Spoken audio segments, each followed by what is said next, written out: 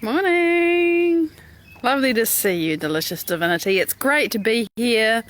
Let me show you the day because it's gorgeous. Look at the golden elderberries, aren't they fabulous? They've even got some flowers on them.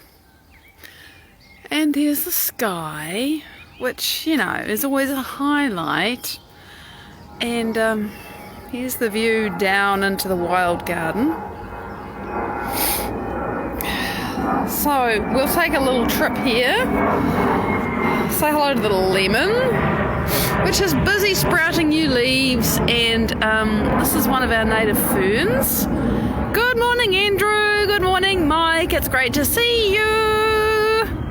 So, you know, look at that. Isn't it glorious? And here, although they're still not red, we have red currants coming. So, yeah, I need to get in here. I always have to prune this bush about now and open it up and get rid of some of the extra foliage so the sun can get in and ripen the berries. And I discovered something today.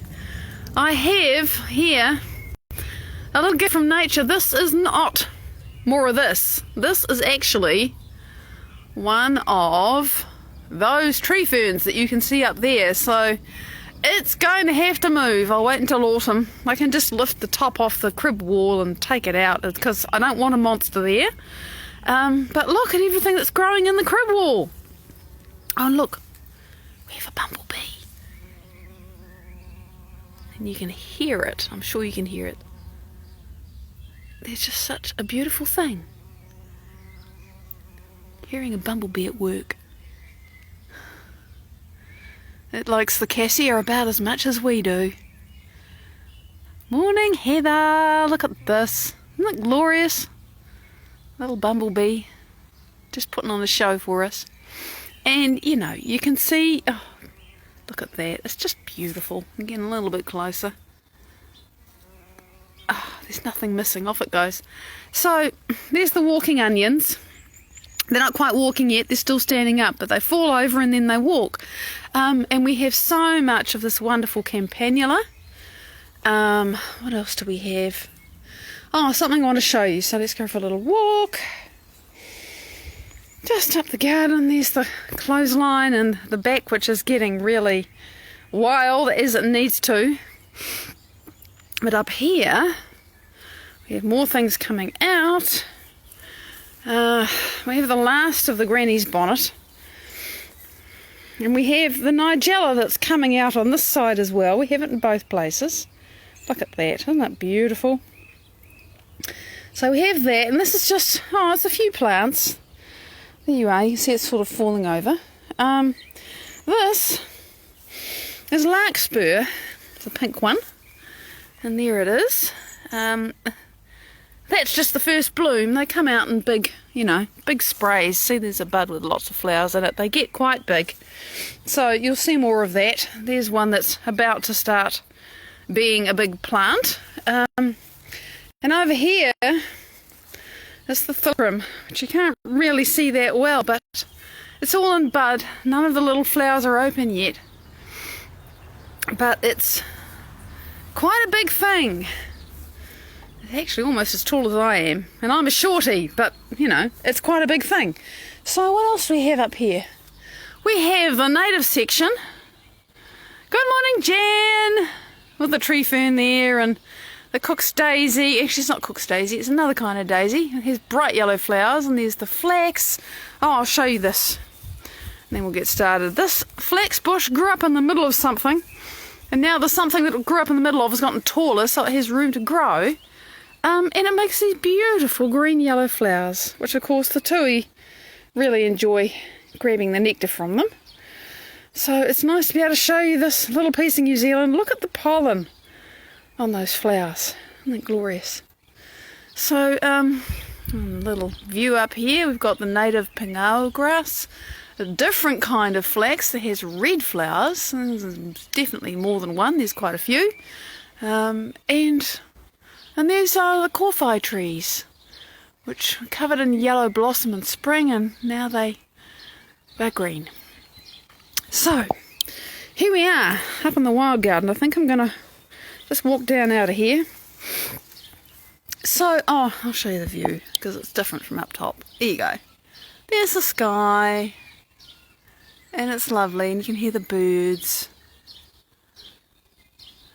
And I appreciate this. And I'm glad I can share it with you. Right, so when I was thinking, what are we going to talk about today, last night? And I was feeling tired, I have to say. I was tired and what are we going to do?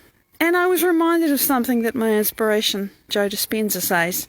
You know, when you're feeling stuck or you're feeling bored or whatever, go back to basics. And I poked around at a few things and nothing really landed. And I thought, okay, I get the hint. Let's go back to basics. What are basics? Well, what came to me really is this. The basics is coherence, right? Brain coherence, heart coherence. And because we've been talking so much about becoming somebody else, walking differently, breathing differently, thinking differently, feeling differently, all of that stuff, I'm mindful, because this is my experience at the moment, that as I do that, the old programs, the old me that I'm used to being, still, there's plenty of things in my environment to trigger them up, to remind me who I have used to be being, and say, come on, run the old program again. Synchronicity, Andrew. Maybe you got to me last night, okay? Oh, that's funny. I just love how everything hooks up. So there's so much in our environments that we're not even aware of that reminds us of who we think we are. And that's one of the things why it's, I suppose when people do go away and they go somewhere else to forget who they are for a minute. But the thing is, when you come back, are you still the same person or not? So this whole thing of choosing to inhabit a different space, to feel a different way, to think a different way, then kicks up a lot of stuff inside your awareness. Mind, body, whatever. So that's one way of looking at this thing of, why is heart and brain coherence so good? Oh my God, it saves my sanity. It's more than that. If you live with constant mental chatter, if you live with anxiety, if you live with persistent thoughts of something that is just intrusive and you can't get rid of them, if you live with even with PTSD, because it's the same problem, your brain is really incoherent. Now, what do I mean by that? When the brain is incoherent, it's because one way or another, you and I are running on stress hormones and our body is believing that there is a tiger to run away from somewhere. And when there's a tiger to run away from, the only thing you're really thinking about is, oh, I'm here, there's the tiger there, where's my escape route and how quickly can I get my body there, right? That's it. So it's very hard to think calmly. It's very hard not to have the constantly circling thoughts of, there's the tiger, where's the exit, how's my body, have I run out of energy yet, am I okay, where's the next disaster, all of that stuff, right? There's nothing else you can do. And the process of thinking those different thoughts over and over again, and oh my God, my thoughts have been so circling in the last little while, it's been crazy. It's like taking a symphony orchestra and removing the conductor and having the section leaders stand up and tell everybody that that they're supposed to be playing with them, do your own thing.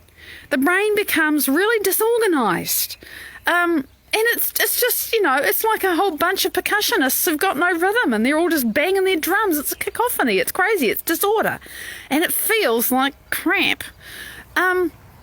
So that's what's happening with all of these unpleasant, uncomfortable, painful, dis-easeful states that we experience. It doesn't feel good to have an incoherent brain.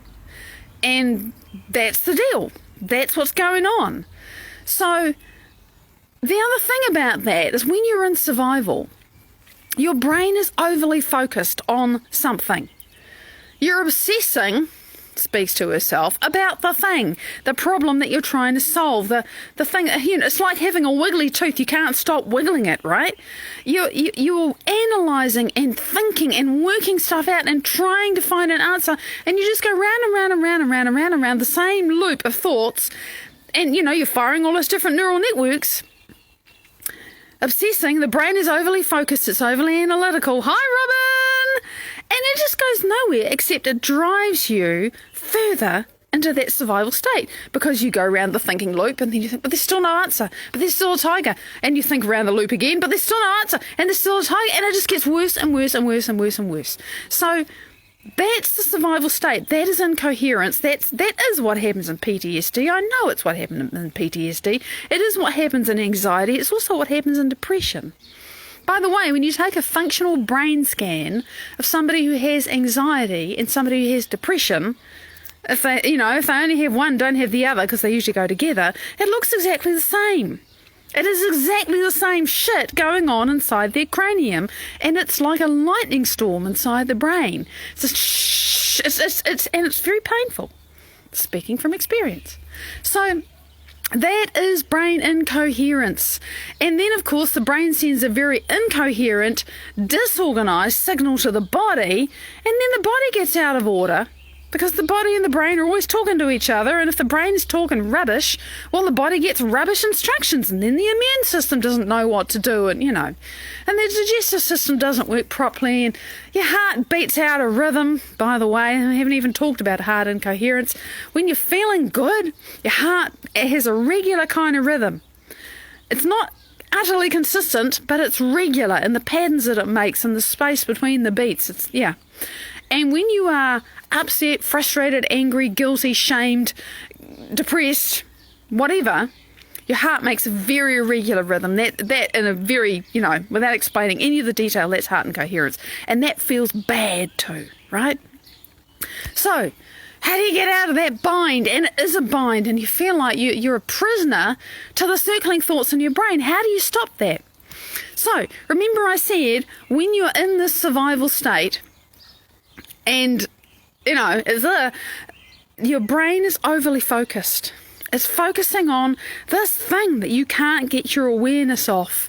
Or you get your awareness off that thing because it's so horrible to think about, and then something else horrible comes along and grabs your attention, because it's very similar, okay? The brain does things by association. I've had this happen so often, I just notice it now, and because I understand it, I better know what's going on. I might even see something in a movie or whatever, and it reminds me of something from 30 years ago, and it's because it's got the same kind of feeling about it.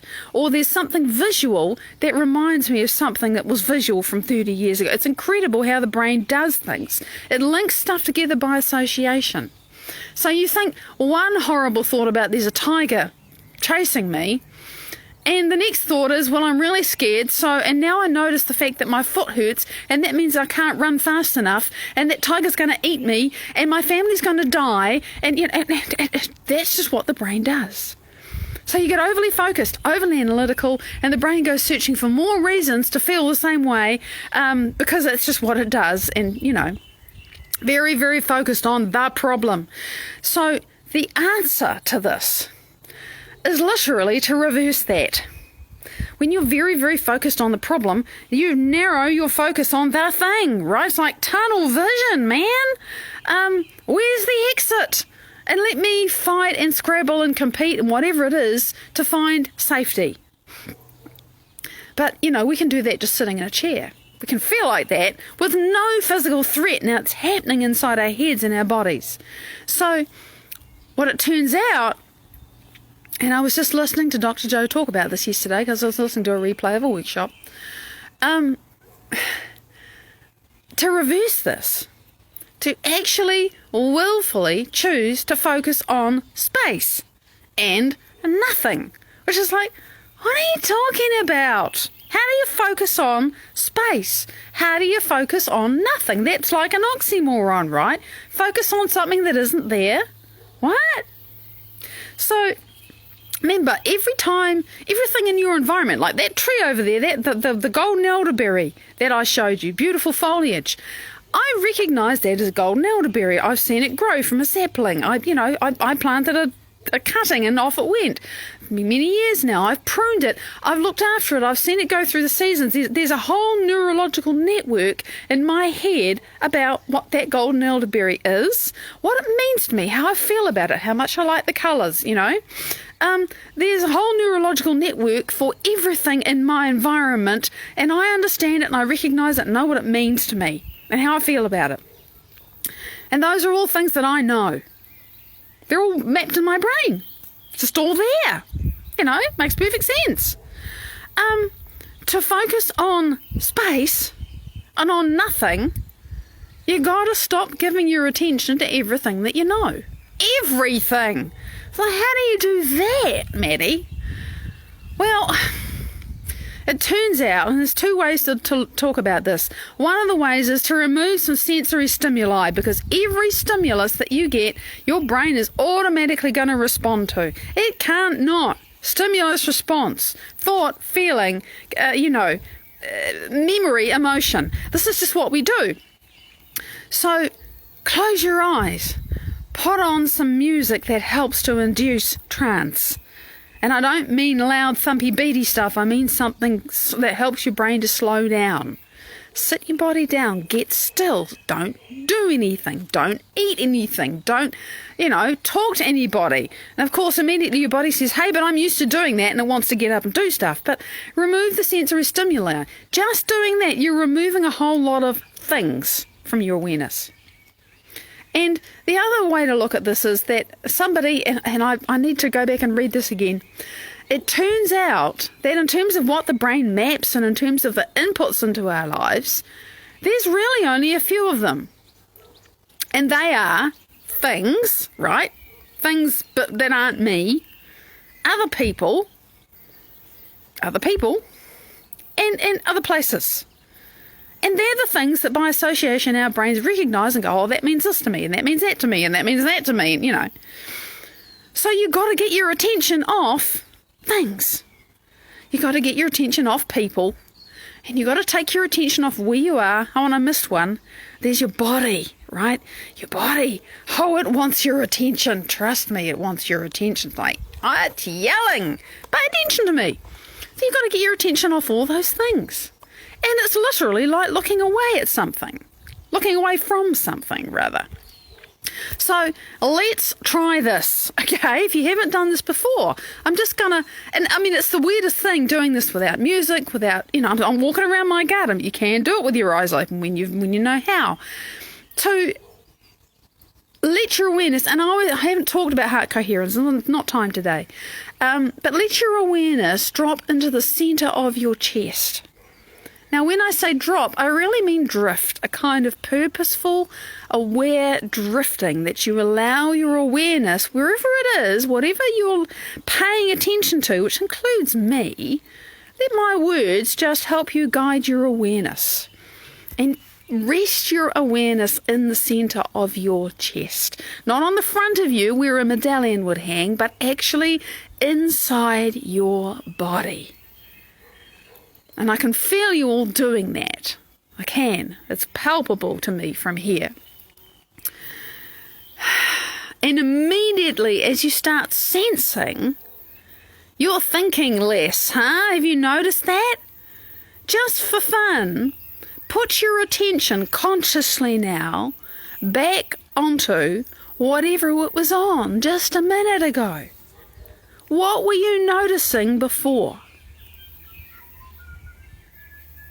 Oh, did you not realise how much you were noticing and paying attention to? We don't. It's normal for us. So, now, consciously, with awareness, put your awareness, let it drift, let it centre, let it come into the centre of your chest and rest it there. And as thoughts and sensations and feelings and memories and wonderings about whatever come into your awareness, it's okay to just notice them. Some of them will drag you away, and you just bring your attention back into your heart. Now, if you like, this is just mindfulness. Really, this is just heart-centered mindfulness. And that's great. Nothing wrong with that. Although this probably isn't mindfulness. It's what I'm calling mindfulness right now. Let's not get tied up in the words. All you're doing is paying attention and being aware. Now, let's open this up a little bit. Can you take consciously, gently, drifting, purposeful awareness and it's in the center of your chest. Can you now place that same awareness, even blowing it up like a balloon, so that the space that's inside your chest, you blow it up, gradually, gently expand it, so that it becomes the space around your torso. It's like it's around your shoulders and in front of you and behind your shoulder blades. Yeah, you just sort of push it out and you're sensing into the space around you. Just sense, feel the space. What are you paying attention to? Oh, space, nothing. And you can notice when the old habitual thoughts and thinking and busyness and wriggliness and everything else that you don't normally notice, there's a tango between the two.